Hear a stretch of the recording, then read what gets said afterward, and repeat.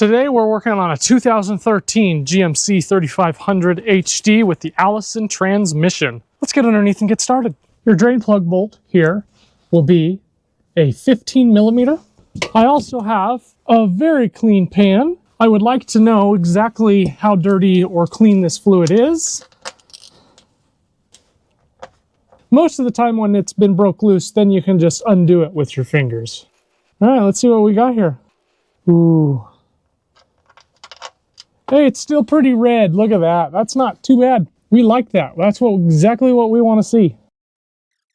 Thanks to the D-Max store, we now have a new plug. Now look how that old one is flattened out like that. That's crazy.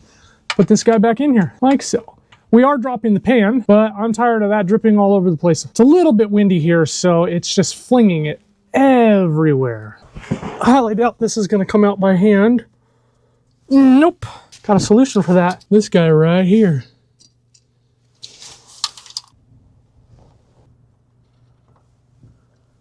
All right, I just wanted to break this loose real fast and get it drained. We're only spinning it up into place until I'm ready. I will fill the filter and then I will put it into place. I just wanted to get it down and out first. Here's the old filter. Here's our new filter. Quite a bit bigger. Yeah, there's some grime in there. I actually wish I had the thing to open this guy up, the tool to open this guy up, because that would be quite convenient. I'd like to see inside. One of these is two of these. Greeted with a total of 12 of these 13 millimeter bolts that go all the way around the pan. Let's trace it. All the way around the pan. Since I have more room on this side, I'm going to pull my pan right here.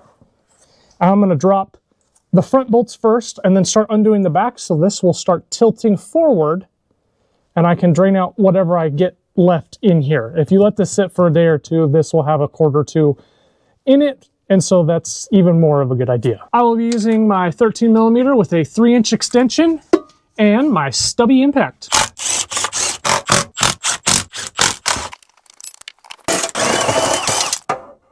Here's your filter. This is just in with a rubber gasket, so just carefully pop it out just like that. Here's the O-ring gasket. I just poured it on you, sorry. You're all freaking dirty now. Okay, we'll let that drain for a minute. Our next step is we want to get this pan all clean. That's not bad, really. You can really see the red there. Looks way good. Look at that.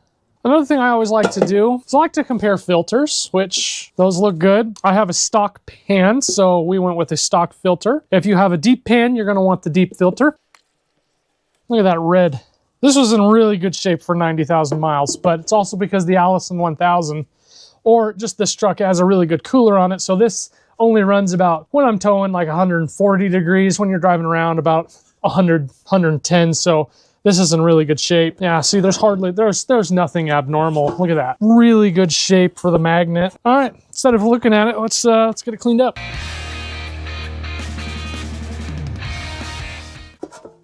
Nice and clean. Cleanish on the outside. I'm not gonna go super crazy because it doesn't look half bad. So we'll leave that here and let's get on to installing this guy. You got your pan all clean, the mating surface on it, all done. Now we need to do it on the truck. Lucky for you guys, I'm just gonna take a clean rag and I'm actually just gonna wipe it along the edge, because surprisingly, this isn't normally how it goes for me. This is actually extremely clean. I don't need to do anything to this mating surface aside from get it dry.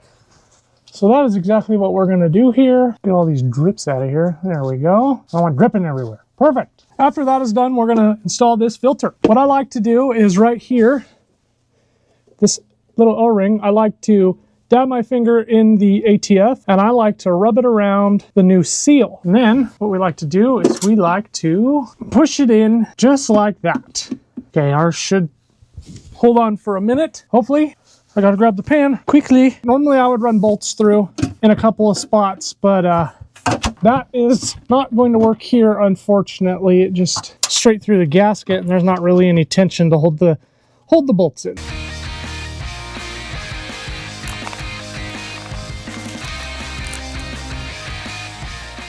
Bolt in each corner.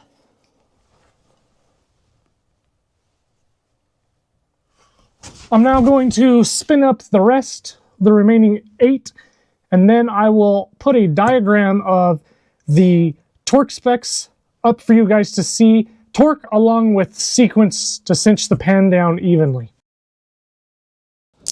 I bought brand new bolts. I'm just gonna make this nice and tight. I'm gonna choke up on my handle and I'm just gonna snug them up and I'm gonna work my way in the middle, crisscrossing each time and work my way out. And afterwards, you should have something that's just like that.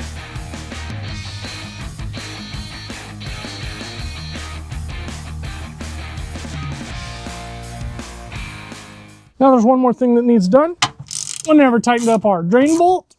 There we go. That's nice and tight. And for our last thing, this transmission filter. We've replaced the inside one. Now we're going to do the outside one. This one has a magnet. We're going to grab the magnet and clean it. Here's the ATF I'm going to be using. I'm going to pre-fill this filter. Do that real fast. Magnet, put it back. Make sure your seal is lubed up. And then let's get this guy spun on here. What you want is hand tight. Then afterwards, I'm going to clean up the filter because my hands were really dirty and I got the filter all oily.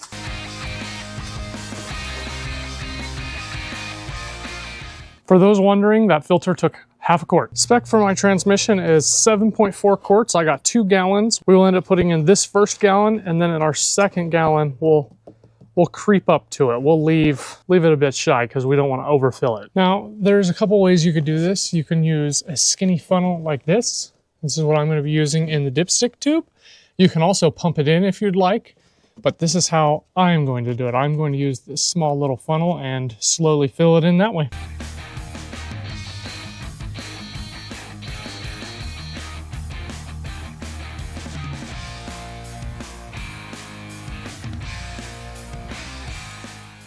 We are now at the specific level for cold range. So what I'm going to do now is I'm going to run it up to temp. So I'm going to go drive it. Once it's up to temp, we will then check its hot level and see where we're sitting. Now, I'd rather be low on the dipstick, like somewhere like right about where the T is, because these Allisons actually run cooler with a little bit less fluid. It's upside down, but you should be able to see it. There's hot and there's cold. And so what you're going to do is you're going to put this in neutral, put your truck in neutral, and you're going to check once it's up to temp. Mine doesn't really get too high up in temp. So I checked mine at 116 degrees after probably about a half hour of driving. So it's where I ended up. And I put it right into the H is where I put it, just because the Duramaxes like to run just a tad bit cooler when they have just a tad less in them. So that's where I'm sitting.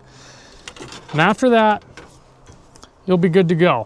What I ended up taking was a total of 10 quarts to get to that spot. So I ended up getting a very good amount of old fluid out of there. Definitely something worth doing. Write it down, do it every 30,000 miles and call it a day. I mean, I did mine at 90, but mine also runs extremely cool. Like I said, I don't ever get up into temps that are super high. If I get up to a normal operating temp that other people would go to, it's alarming and I need to address that. But for me, I will be changing it at 120,000 miles.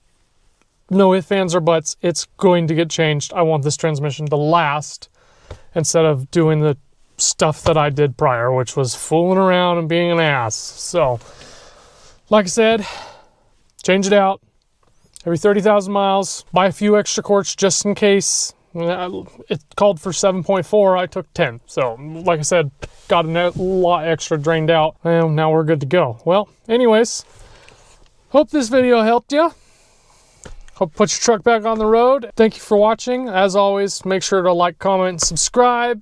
Tell me if anything helped you out, and I will see you guys in the next one. Bye.